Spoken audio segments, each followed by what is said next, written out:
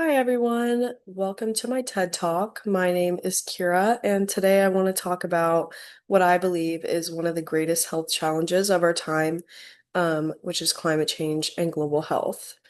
We usually think of climate change as an environmental problem, melting ice caps, wildfires, and extreme weather, but what often gets overlooked is that climate change is also a health crisis. When we talk about protecting the planet, we're also talking about protecting people. Climate change refers to long-term shifts in temperature and weather patterns caused by human activity, especially the burning of fossil fuels. But it's not just about rising temperatures, it's about what those changes do to our air, food, and water.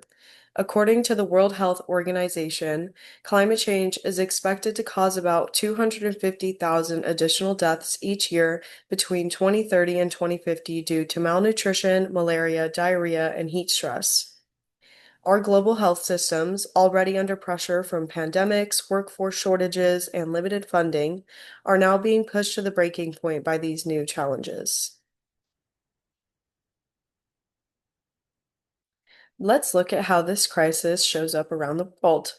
In Bangladesh, rising sea levels are contaminating drinking water with salt. Studies show that this has led to increased hypertension and pregnancy complications among women.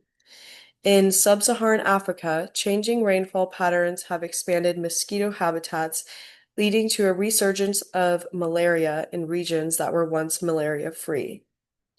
And even here in the United States, extreme heat waves and wildfires are worsening air quality, triggering asthma attacks and respiratory illnesses, especially in children and the elderly.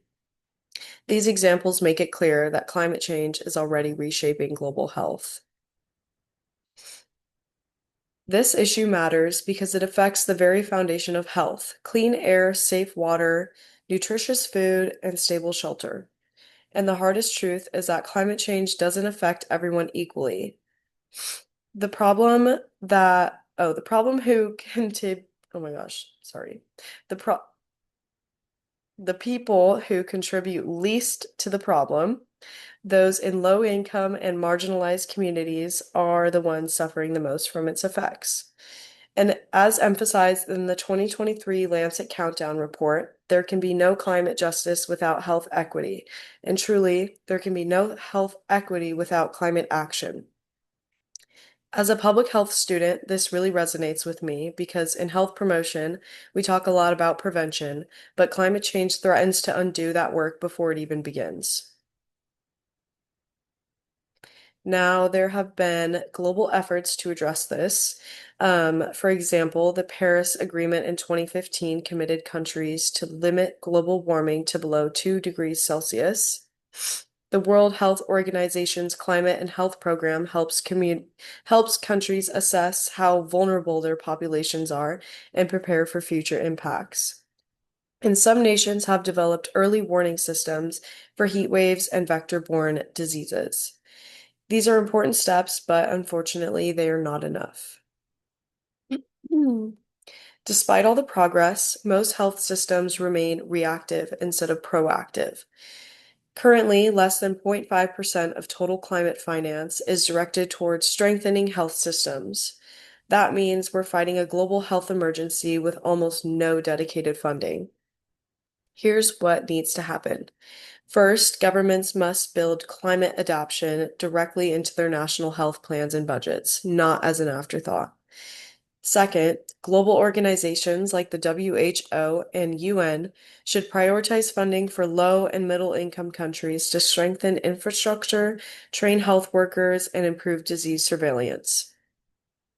Communities must be empowered to take local action through education, reforestation, and climate resilient clinics.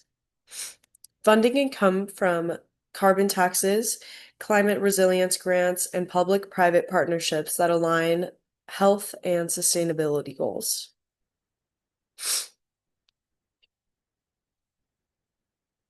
We often think of climate change as something that will affect future generations, but it's already shaping our world right now. Every drought, every storm, and every wildfire is a reminder that our planet and our health are deeply connected. If we truly believe that health is a human right, then protecting the planet is the most important investment we can make. Because at the end of the day, there is no healthy population on a sick planet. Thank you for coming to my TED Talk.